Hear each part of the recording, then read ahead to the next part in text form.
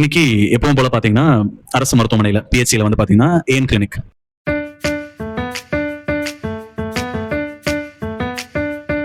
ஒரு 1 month முன்னாடி ஒரு 5 month பிரெக்னென்ட் மதருடைய blood sugar was around 182 milligram per deciliter.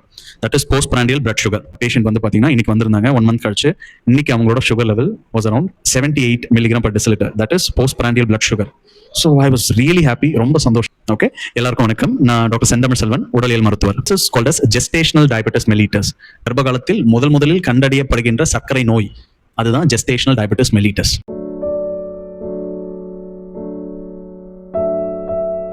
இது ஆல்ரெடி என்னோட முன்னாடி வீடியோல நான் சொல்லியிருக்கேன்.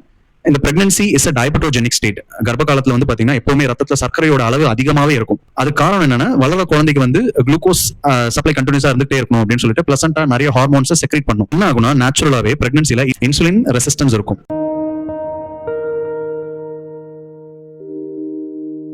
வந்து பாத்தீங்கன்னா நிறைய sweets, sugars, high glycemic index உணவுகள் அதிகமா சாப்பிடும்போது என்ன ஆகும்னா, அவங்களுக்கு இது ஜிடிஎம் வர வாய்ப்பு இருக்கு. இது வந்து ஜெஸ்டேஷனல் டயபெட்டிஸ் மெலிட்டஸா மாற வாய்ப்பு இருக்கு. அப்படி ஒரு மதர் தான் 1 month முன்னாடி வந்திருந்தாங்க. அவங்களுக்கு வந்து சாப்பிட்டதுக்கு அப்புறம் அவங்களுடைய sugar level 182 milligram per deciliter. நார்மலா அது 140 குள்ள இருக்கும்.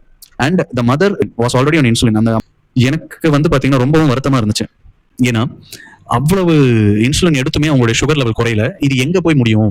அந்த மதரை உட்கார வச்சு பொறுமையா அவங்க கிட்ட நான் வந்து சொன்னேன், அம்மா இங்க பாருங்கம்மா, நீங்க இன்சுலின் எடுத்துட்டு இருக்கீங்க, ஆனாலுமே உங்களுடைய சுகர் லெவல் குறையல. இது வந்து பாத்தீங்கன்னா ரொம்பவும் ஆபத்துல போய் முடியுமா, உஷாரா இருங்க. ஏன்னா வந்து பாத்தீங்கன்னா இந்த சுகர் வந்து பாத்தீங்கன்னா அவ்வளவு ஈஸி கிடையாது.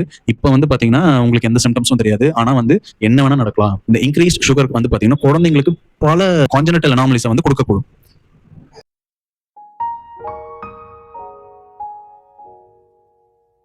இந்த சுகர்னால வந்து பாத்தீங்கன்னா திடீர்னு குழந்தை வந்து இறந்துரும்.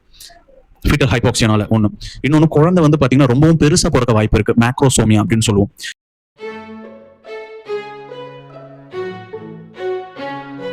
இன்னொன்று வந்து பாத்தீங்கன்னா, குழந்தை பிறந்த உடனே அந்த குழந்தைக்கு ஹைப்போகிளைசிமியா, சர்க்கரை குறைபாடு, அதாவது சர்க்கரை குறைவா இருக்கலாம். அதனால குழந்தைங்களுக்கு சீஷஸ், வலிப்பு வரலாம். அதுவும் இல்லாம அந்த குழந்தைங்க வயித்துல இருக்கும்போது அவங்க ஹார்ட்ல டிஃபெக்ட் வரலாம். ஓகேங்களா? அதுவும் அவங்களுடைய முதுகு தண்டுல ஸ்பைனல் கார்டு வந்து சரியா டெவலப் ஆகாம போகலாம். இவ்வளவு பிரச்சனைகளுமே வந்து பாத்தீங்கன்னா இந்த சுகர் இன்னமும் நிறைய இருக்கு. இந்த சுகர் ஒரு விஷயம் வந்து பாத்தீங்கன்னா இட் கேன் டூ. சரிங்களா? அதுவும் இல்லாம இந்த ஜெஸ்டேஷனல் டயபெட்டிஸ்னால மதர்ஸ் நிறைய பேர் பிஹெச் மாறி இருக்காங்க. அதாவது அவங்களுக்கு பிபியும் வந்திருக்கு. பிபி வந்ததுனால அவங்களுக்கு வலிப்பு வரைக்குமே வந்திருக்கு.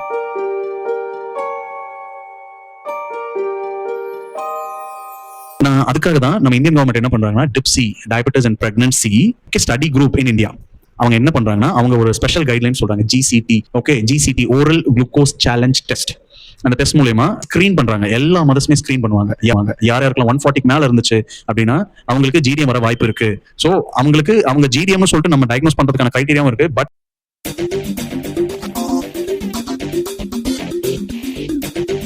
ஃபர்ஸ்ட் வந்து நான் ஜிசிடி பார்த்துட்டு, ஓஜிசிடி பார்த்துட்டு அவங்க 140 மேல இருக்குன்னா அவங்க கிட்ட ஸ்ட்ரிக்டா சொல்லிடுவேன், no sugar, no sweet, okay, no high glycemic index diets அப்படின்னு சொல்லிடுவேன். ஏன்னா ஆல்ரெடி வந்து பாத்தீங்கன்னா அவங்க இன்சுலின் வந்து ரெசிஸ்டன்ஸ் அதிகமா இருக்கு. இப்போ இவங்க இன்னும் சுகர் ஸ்பைக்ஸ் காஸ் பண்ற உணவுகளை சாப்பிட்டாங்கன்னா அது இன்னும் அதிகமாகும். So it will make them prone for gestational diabetes mellitus. Explain பண்ணிட்டு அவங்க கிட்ட நான் டயட் சொன்னேன். நீங்க வந்து பாத்தீங்கன்னா லோ கிளைசமிக் இண்டெக்ஸ் டயட் தான் எடுத்துக்கணும். சரிங்களா? இந்த ஸ்வீட்ஸ், சுகர்ஸ், ஃப்ரூட்ஸ், இது எல்லாமே, இந்த ஹை கிளைசமிக் இண்டெக்ஸ் ஃப்ரூட்ஸ் இது எல்லாமே அவாய்ட் பண்ணுங்க ப்ளீஸ். திணை, சாமை, வரகு, குதிரைவாளி மற்றும் மாப்பிளை சம்பா, கருப்பு கவுனி, காட்டியானம், இந்த மாதிரி உணவுகளை வந்து பாத்தீங்கன்னா நீங்க பெரும்பான்மையா எடுத்துக்கங்க அப்படின்னு சொல்லியிருந்தேன். ஒயிட் ரைஸ் எடுத்துக்கிறதுனா நீங்க ஃபர்ஸ்ட் வந்து நிறைய காய்கறிகள் எடுத்துங்க, அடுத்து வந்து முட்டை எடுத்துக்கங்க, அதுக்கப்புறம் ஒயிட் ரைஸ் எடுத்துங்க. இந்த பேட்டர்ன்ல வந்து நீங்க வந்து ஒயிட் ரைஸ் எடுத்துங்க அப்படின்னு சொல்லியிருந்தேன். மதர் வந்து அது 1 month கிட்டத்தட்ட ஃபாலோ பண்ணிட்டு இன்னைக்கு வந்து பாத்தீங்கன்னா அவங்களோட sugar level 78 milligram per deciliter. Very good. அவங்க சொன்னதை வந்து அவங்க கிளியரா புரிஞ்சுக்கிட்டாங்க.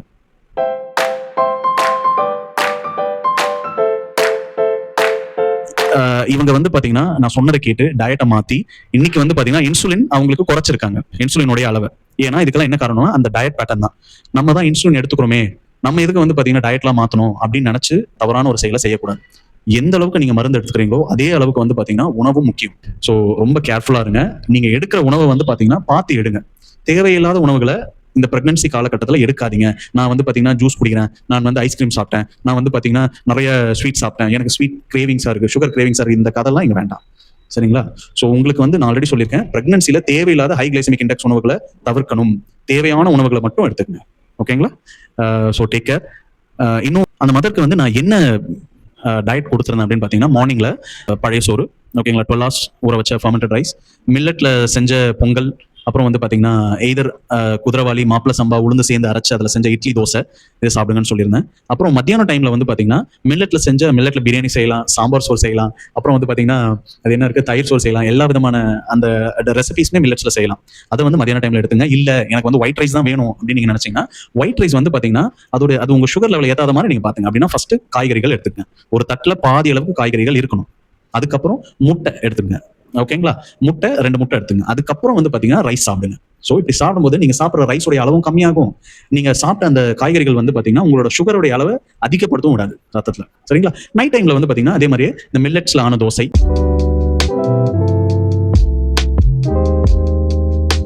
வேற மில்லட்டான ரெசிபிஸ் வந்து எடுத்துக்கங்க அப்படின்னு சொல்லிட்டு அவங்க கிட்ட நான் ப்ராடா தான் சொல்லியிருந்தேன். ஓகே, இதெல்லாம் ஃபாலோ பண்ணிட்டு அந்த மதர் இன்னைக்கு வந்திருந்தாங்க. அவங்களுடைய sugar level was around 78. Okay, I am very happy. Please இதை ஃபாலோ பண்ணுங்க. ஓகேங்களா? நமக்கு தான் வந்து நான் இப்போ கூட சொல்றேன், நம்ம தான் இன்சுலின் எடுத்துட்டு இருக்கோமே, நம்ம தான் மாத்திரை எடுத்துட்டு இருக்கோமே, நம்ம ஏன் இதெல்லாம் கண்ட்ரோல் பண்ணணும் அப்படின்ற மாதிரி நீங்க நினைக்க கூடாது. So diabetes and pregnancy or GDM வந்து பார்த்தீங்கன்னா இஸ் வெரி டேஞ்சரஸ். ஸோ கேர்ஃபுல்லா இருங்க.